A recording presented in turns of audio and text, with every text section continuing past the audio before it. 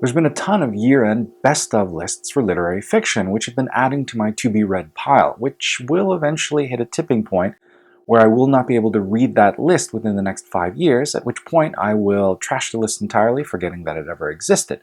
Which means that every subsequent book that I choose becomes that much more significant, because for every one book that makes bookish rapture, there are 50 that are left behind and forced to languish in oblivion. That, and then I finished Delicious Foods, which gave me a bookish hangover, and as a result, the subsequent books that I've read, which were on year-end best-of lists, have suffered in comparison. So I needed to change gears fast. I started poring over some of the best-of lists for graphic novels, and there's a lot of the usual suspects, like Saga, Sex Criminals, and Miss Marvel, but I noticed one of them that I hadn't had a chance to getting around to was Rat Queens Vol.1, Sass and Sorcery by Curtis Weeb and Rock Upchurch. These ladies are mad, bad, and dangerous to know. You have Hannah, the rockabilly elven mage with a dark secret.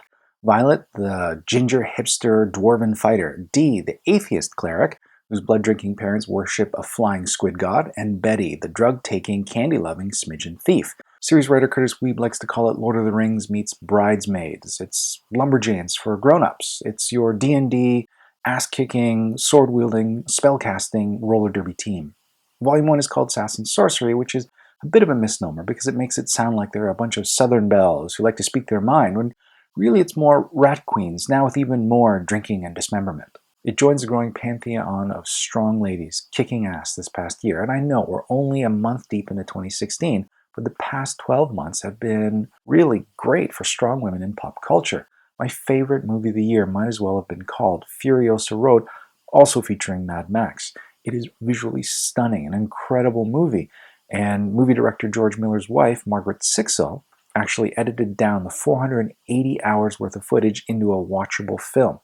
Miller himself brought along Eve Ensler of Vagina Monologues fame down to the set in Namibia to talk to the wives about violence against women around the world, especially those in war-torn countries.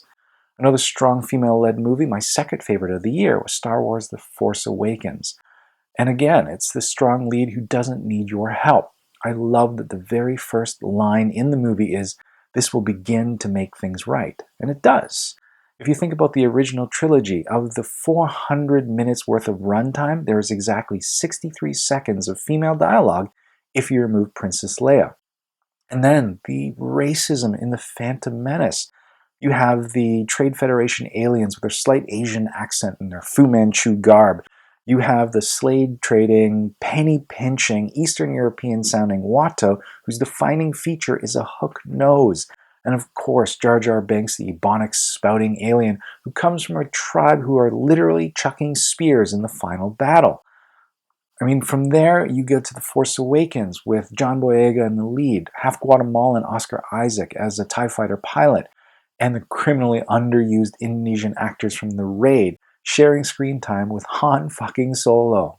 It's awesome. And finally, I marathoned Jessica Jones while I was laid up in bed with the flu. It was a fantastic series, and it manages to not only pass the Bechdel test, which is the idea that two named female characters have a conversation about something other than a man in the show. It completely subverts it in that there aren't actually two men who have a conversation in the show about anything other than the women. Anyway, I digress. Back to the comic in question, Rat Queens. Someone is out to kill the Rat Queens, and as the intrigue mounts, the stakes get even higher.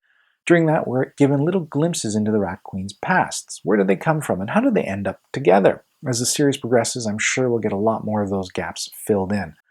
The art is incredible, the colors are beautiful. Rock Upchurch is a master at facial expression, which is integral with a book with this much humor. And he manages to dial the cheesecake factor way down. These aren't heroes that lead with their boobs and butts first, like a lot of female superheroes from the big two.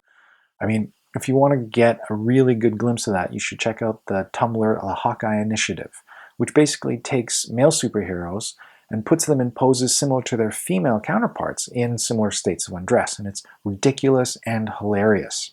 Now, Rock Upchurch is great, but unfortunately he will not be carrying on with the series because he's been arrested for domestic abuse. I know, but I still love the comic. I will still continue checking it out.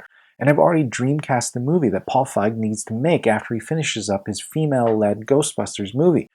We have Cicely Strong as Hannah, Leslie Jones as Dee, Kate McKinnon as Betty, and Melissa McCarthy as Violet. Oh god, that would be so awesome.